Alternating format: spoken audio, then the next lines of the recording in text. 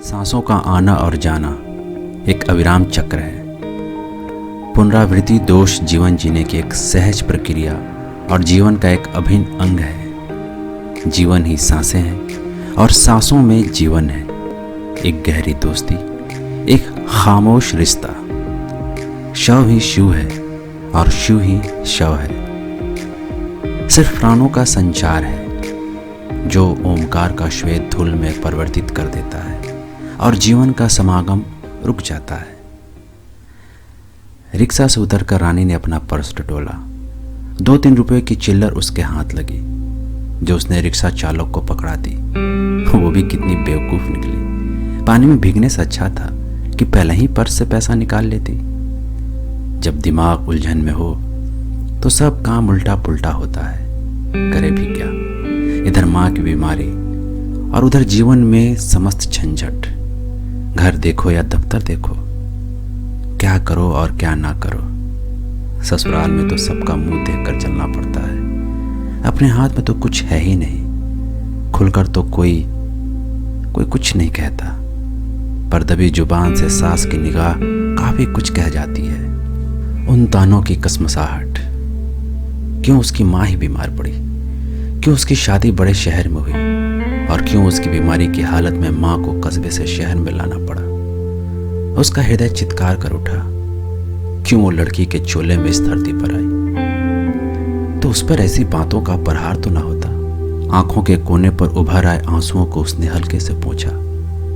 तब ये दुर्गति उसकी माँ की कदापि ना होती। बौछार की एक बूंद उसके मस्तक पर पड़ी और वो अतीत में खो गई। उसकी बहनें घर के बाहर निकल जाती थी तथा बौछारों की मधुर ताल पर नृत्य करती थी। प्रकृति और उसमें समागम ही तो जीवन का उद्देश्य है। मूल्य विनिमय तो मनुष्य के लिए है। ईश्वर ने सृष्टि का निर्माण मनुष्य के आनंद के लिए ही किया है। मनुष्य इसको भोगते भोगते इतना पीड़ित हो गया है कि उसने अपने चारों तरफ दुख की एक माया ही रच डाली और वो अपनी रची माया से ही पीड़ित हो गया। रानी की माँ भी दुखी थी। जीवन के झंझटों में उलझी उनकी ताउम्र रोते सिसकते हुए ही बीती थी। रानी को कभी भी याद नहीं पड़ता कि उसकी माँ कभी खुलकर हंसी भी थी। बेटियों को जनने का बोझ और उस पर पति के तानों की बौछारों से तो जैसे पूरा जीवन ही चार दीवारी में सिमट गया हो। घर के बाहर का आनंद वो न तो कभी उठा पाई और ना ही उठाना चाहा। उठाती भी कैसे। पिताजी कभी उन्हें कहीं ले जाते तब ना। वो ठहरे जीवन जीने के बेहद शौकीन। मीठ मुर्गा से लेकर जीवन के हर रंग के वो फनकार ठहरे। शराब और शबाब के वो बेहद कदरदान थे। माँ जितना प्रतिरोध करती वो उतना ही प्रतिशोध लेते। एक दिन तो हद ही हो गई जब उन्होंने अपनी एक महिला मित्र के सामने ही माँ को चांटा मार दिया था। अरे ये औरत है, इसे तो कुछ भी ठीक से करना नहीं आता। महिला मित्र की विद्रूप हंसी और उसमें छुपा मंतव्य जानकर माँ तिलमिला उठी थी। उस दिन से माँ ने औरत और पत्नी का दर्जा भी छोड़ दिया था। वो मात्र एक हाड़ मांस की प्रतिमा ही रह गई जो सिर्फ इसलिए चल फिर रही थी क्योंकि उसमें सांसों का संचार था, बच्चों का दायित्व था और परिवार की जिम्मेदारी थी। वो शव नहीं, शिव थी। आज वही सांसें टूट रही थी। उसकी माँ उससे दूर जा रही थी और वो कुछ नहीं कर पा रही थी। वो कुछ कर भी नहीं सकती थी। वो कुछ करना भी नहीं चाहती थी। सहसा रानी को अपने ऊपर क्रोध आया और क्रोध आया अपनी माँ पर जिसने जीवन पर्यंत कभी पिता के किसी कृत्य का विरोध नहीं किया। क्यों? वो माँ को झिंझोड़कर पूछना चाहती थी। शायद नहीं। 4 बेटियों के बाद माँ करती भी क्या। आज वो भी अपनी ससुराल में बहुत कुछ कहाँ कर पा रही थी। वो तो नौकरी करते हुए भी बेबस और कमज़ोर है। शायद अबला को इसे समाज में विरोध करने का कोई हक नहीं है। वो जन्मजात लाचार है। रानी का मन दुख और हताशा से भर उठा। रानी की माँ को आज अस्पताल आए करीब 1 महीना हो रहा था।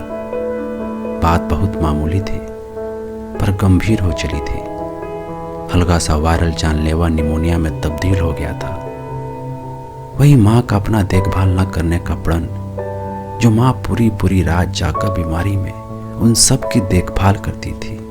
वो अपने प्रति इतनी लापरवाह और उससे भी ज़्यादा उदासीन तो उसके पिता रहे हैं माँ के प्रति। अगर पिताजी को मामूली सा सिर दर्द हो तो पूरे घर को सिर दर्द व्याप्त हो जाता था, क्योंकि वो दिन रात सिर्फ ईश्वर से पिताजी की सलामती मांगती थी। रानी अक्सर माँ से कहती, आप पिताजी को छोड़ क्यों नहीं देती? माँ के चेहरे पर जैसे भय के भाव जाग उठते।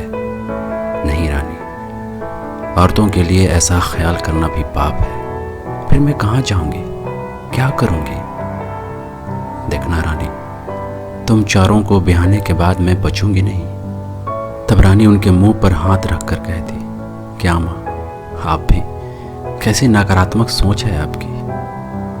रानी की माँ इस बीमारी से आज मानो अकेले लड़ रही थी, पर उनके साथ उनका पूरा परिवार उनके जीवन संघर्ष में शामिल था। कोई भी माँ को खोना नहीं चाहता था। बहनों का हाथ उस ईश्वर के प्रति उठ गया जो जीवन दाता है। हे प्रभु, मेरी माँ को इस कष्ट से मुक्ति दो। रानी को माँ के पास बैठे 2 घंटे से ऊपर हो गया था। माँ कल रात से ही कोमा में आ गई थी। डॉक्टर ने उनको जवाब दे दिया था, बेहतरी इसी में है कि आप इन्हें घर ले जाएं। इस तरह के केस में बचने की उम्मीद ना के बराबर होती है। कभी भी कुछ भी हो सकता है। नहीं, चारों लड़कियों ने समवेत स्वर में कहा, ये मेरी माँ है। इन्होंने मुझे जन्म दिया है, पाला पोसा है, बड़ा किया है। ऐसे कैसे हम इन्हें छोड़ दें? हम भरसक प्रयास करेंगे, चाहे जितना भी पैसा खर्च हो। होने दीजिए डॉक्टर साहब, पर माँ को हमारी खातिर ठीक होना ही पड़ेगा। डॉक्टर कहता है, ठीक है, जैसे ही आपकी मर्जी। वैसे केस में दम नहीं है। अब सब बाद में ये न कहिएगा कि हमने आपको अंधेरे में रखा। अगर आप किसी बड़े अस्पताल में ले जाना चाहें तो ले जा सकते हैं, हम रेफर कर देंगे। नहीं तो जब कहिएगा इन्हें वेंटिलेटर में डाल देंगे। सांसें आती जाती रहेंगी, पर ठीक होने की उम्मीद नहीं है। डॉक्टर के लिए तो माँ मात्र एक केस है, पर हमारे लिए तो वो सब कुछ है। हम उन्हें मरने के लिए कैसे छोड़ सकते हैं? नीता के स्वर में काफ़ी उत्तेजना थी। नीता रानी की सबसे छोटी बहन थी और अभी तक उसकी शादी नहीं हुई थी। उम्र तो हो चली थी, पर 4 बहनों में छोटी होने के कारण विलंब होता रहा। वो माँ के बाल काटती और अपने हाथों से खाना खिलाती। एक बार तो माँ जैसे बोल उठी, नीता, तू मेरी इतनी सेवा क्यों करती है? आप भी कैसी बातें करती हैं माँ? आप मेरी माँ हैं, मैं आपको ऐसे नहीं छोड़ सकती। फिर जैसे आत्मग्लानि का भाव क्षमा में तब्दील हो जाता, पर बेटा, मैंने तो तुझे जैसे जन्म के बाद छोड़ सा दिया था। वो तेरी बहनी ना होती तो तू कब की मर गई होती। नीता इस भाव के साथ ही बड़ी हुई थी। अक्सर बचपन में माँ के प्रति उसका मन घृणा से भर जाता, पर आज नहीं। नहीं माँ, वो आपकी मजबूरी थी, नीता बोली। उसने माँ को कमज़ोर समझ लिया था, लेकिन सबसे बड़ा अफसोस था कि पिताजी जीवन पर्यंत माँ को 4 बेटों की पैदाइश का दोषी मानते रहे। माँ ने तो जैसे इसे जुर्म ही मानकर सारा दोष अपने सिर मढ़ लिया था और हालात से समझौता कर लिया था। न करती तो क्या करती, कहाँ जाती? और वही हार और हताशा वो नीता के ऊपर निकालती रही थी। माँ ने गहरी सांस छोड़ी और बोल उठी, बेटी, माँ कभी कुमाता नहीं होती। मुझे इस जन्म में जननी का भी दोष लगेगा। अपनी ही पुत्री संतान के साथ ऐसा सलूक कर मैं तो जन्म जन्मांतर तक पाप की भागी रहूंगी। पुत्र या पुत्री दोनों ईश्वर की देन है। दोनों का जन्म विधाता ने सृष्टि की संरचना को आगे बढ़ाने के लिए किया है। फिर ईश्वर के इस खेल में भेदभाव करने वाले हम अल्पज्ञ मूर्ख कौन होते हैं? ये तो ईश्वर की कृति का अपमान है। वो नीता का हाथ पकड़ते हुए बोली। आज सुबह से ही इस आईसीयू के कमरे में भीड़ भाड़ बढ़ी हुई थी। चारों बेटियां यहाँ एकत्रित थीं। पिताजी काफी देर तक माँ के पास बैठे रहे, पर जब तकलीफ देखी न गई तो उठकर बाहर आ गए और बरामदे में चहलकदमी करने लगे। आज उन्हें एहसास हुआ कि वो नितांत अकेले हैं। जीवन में धन दौलत थी, बाल बच्चे थे, पर अपना कोई न था। जो अपनी थी वो भी आज साथ छोड़कर जा रही है। डॉक्टर ने आकर रिपोर्ट्स बच्चों को पकड़ा दी। कोई उम्मीद नहीं, सिर्फ वेंटिलेटर पर ही उनको रखा जा सकता है। जब तक उनको जीवित रखना था तब तक सिर्फ यही मशीन एक सहारा थी। बाहर फुसफुसाहट जारी थी। बड़ी बेटी ऊहापोह की स्थिति में बोली, अरे पिछले 1 महीने से माँ की ऐसी स्थिति बनी हुई है, समझ में नहीं आ रहा है कि क्या करें। बंटी की पढ़ाई तो जैसे सत्यानाश हुई जा रही है, ऊपर से अब तो सास भी चिल पों मचाने लगी है। ठीक है, हम में से कोई नहीं चाहता कि माँ को कुछ हो, पर ऐसा कब तक चलेगा? ईश्वर ही मालिक है। दूसरी बेटी ने भी दुश्चिंता में श्वास छोड़ी। दीदी, मैं तो इतना पहले से यहाँ आ गई, इनको तो अगले महीने यूएसए जाना है, उसकी भी तैयारियाँ करनी है, यहाँ कब तक पड़ी रहूँगी। नीता माँ से ज़्यादा पिताजी की हालत को लेकर चिंतित थी। रात भर वो माँ के करीब बैठकर जागते रहते थे। ये वही शख्स थे जिनको माँ बिल्कुल सुहाती नहीं थी। आए दिन माँ का अपमान मामूली सी बात हो गई थी।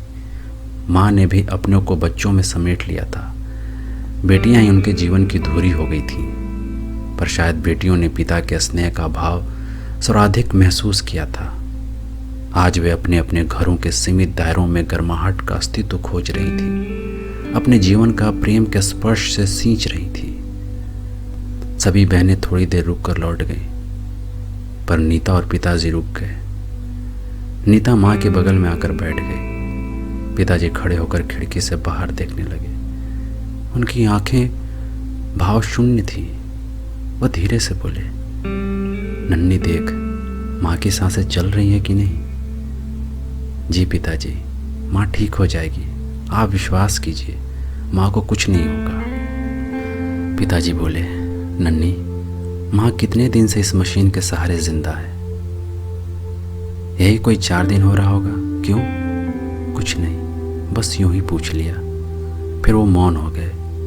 थोड़ी देर कमरे में निर्वता रही, पर बच्चियों के शब्द उन्हें भेद रहे थे। सब अपनी अपनी दुनिया में व्यस्त थे, किसी के पास उन लोगों के लिए समय न था। उन्होंने मन ही मन में पूछा, क्यों ये स्त्री जीवन में उनके सबसे करीब होते हुए भी इतनी दूर रही? कहाँ कमी रह गई? क्या कमी रह गई? किसमें कमी रह गई? वो भारी कदमों से सिर्फ बरामदे में बैठे रहे। अंदर जाने की न तो उनमें हिम्मत थी और न ही आशा। सहसा रानी की माँ लाल चुंदरी में उनके सामने आकर खड़ी हो गई। शादी का जोड़ा था, लाल चूड़ियाँ थी, फूलों का हार था, सब तरफ गजरे की महक थी। अरे तुम यहाँ? फिर अंदर कौन है? उन्होंने भौचक होकर पूछा। रानी की माँ ने इशारा करके उनको अपनी तरफ बुलाया। वो मदहोश से उसकी तरफ बढ़ गए। इतनी सुंदर रानी की माँ हो सकती है, ये तो कभी उन्होंने सोचा ही न था। जीवन में कहाँ गलती हो गई? खुशनुमा जिंदगी तो उनके कितने करीब थी। वो नाहक ही बाहर भागते रहे, पर अब वो दोबारा ऐसी गलती नहीं करेंगे और वह सामने से आती हुई रुन झुन की आवाज़ के पीछे चल दिए। वो रानी की माँ को हमेशा हमेशा के लिए पकड़ लेंगे और तन मन धन से अपना बना लेंगे। होश तो तब आया जब डॉक्टर ने पीछे से आवाज़ दी, सर, रिपोर्ट्स। रानी के पिताजी चौंक गए। उन्होंने उस डॉक्टर की तरफ खींच और झोंक से देखा। फिर जैसे स्वप्न से जागृत होने का उन्हें एहसास हुआ। तब तक रानी की माँ, जो उनके इतने करीब थी, दूर जा चुकी थी। हवा में लाल दुपट्टा भी विलुप्त हो चुका था। उन्होंने आगे बढ़ना चाहा, पर पैर थम से गए। क्या हुआ? पीछे से डॉक्टर की आवाज़ आई। कुछ नहीं, झेप कर रानी के पिता ने कहा। हाँ, आप कुछ रिपोर्ट्स के विषय में कह रहे थे। डॉक्टर ने नकारात्मक भाव में सिर हिला दिया। कोई उपाय नहीं, सिर्फ वेंटिलेटर ही सहारा है। फिर डॉक्टर आगे बढ़ गया। अच्छा नीता, थोड़ा ठहर कर पिताजी बोले, क्या तुमने माँ को तैयार कर दिया? अभी नहीं, बस तुरंत कर देती हूँ। नीता को एक आत्मग्लानि सी अनुभव हुई। उसकी माँ जब तक ठीक थी तब तक कोई दिन ऐसा नहीं गया जब नीता के बाल उन्होंने ना काढ़े हों। चाहे वो कितनी भी थकी रहती थी, पर नीता जिद करके माँ से ही तैयार होती थी। उनको लाल रंग बेहद प्रिय है, वही पहना दो। हाँ, चूड़ियाँ भी पहनाना और बिंदी लगाना न भूलना। ये कहकर पिताजी बाहर जाकर स्टूल पर बैठ गए। नीता ने नर्स की मदद से माँ को ठीक से तैयार कर दिया। माँ इस बीमारी की हालत में भी अच्छी लग रही थी। एक बारगी उसने अपने पिता की आंखों में कुछ चमक महसूस की, लेकिन क्षण भर में ये स्क्रीन सदृश सब कुछ साफ हो चुका था। बस रह गई थी तो नमी। उसे पिता ने टिकने नहीं दिया। वो पहले के समान यथावत अपने नियंत्रण में थे। अपनी भावनाओं की लगाम न वो पहले छोड़ते थे और न अब। उन्होंने तुरंत अपने को संयमित कर लिया। नीता ने सोचा कि उसके पिता कितना सख्त दिल इंसान है, भावनाओं रहित। जैसे भी हैं तो मेरे पिता ही। बेटा, डॉक्टर को बुला लाओ, उनसे कुछ बात करनी है। पिताजी ने धीरे से सिर उठाया। शायद उनकी आंखें बहुत कुछ कहना चाहती थी, पर वो इतना ही बोले, हाँ आइए डॉक्टर साहब। इनको जिंदा रखने के लिए मशीन पर कितना खर्च आएगा? यही कोई 7,000 रुपये रोज। और हम कब तक इन्हें जीवित रख सकते हैं? डॉक्टर थोड़ी देर चुप रहा, फिर बोला, वैसे तो जब तक आप चाहें, पर थोड़े ही दिन रखा जा सकता है। उसके बाद कोई उम्मीद? डॉक्टरी शब्दों में कुछ नहीं, ये सिर्फ लाश है। अगर आप इनके ऊपर पैसे लगा सकते हैं तो क्या हर्ज है? शायद ईश्वर कारसाज हो उठे। पिताजी काफ़ी देर तक सोचते रहे, फिर बोले, कृत्रिम सांसों का इतना मूल्य नहीं है कि वो जीवन भर हावी हो जाए। फिर नीता के पिता ने डॉक्टर से कहा कि डॉक्टर साहब कृपया करके ऑक्सीजन की मशीन हटा दें। नीता को लगा जैसे उसके पिताजी की आवाज़ किसी गहरे कुएं में से आ रही हो। जीवन भर का 7 लम्हों में सिर्फ एक सांस की दूरी पर हो गया। नीता दौड़कर माँ से लिपट गई और फपक कर रो पड़ी। पीछे से पिताजी की आवाज़ आई, अब कोई फायदा नहीं है रोने से, सबको खबर कर दो कि माँ मर गई। डॉक्टर ने थोड़ी देर पिताजी की तरफ देखा।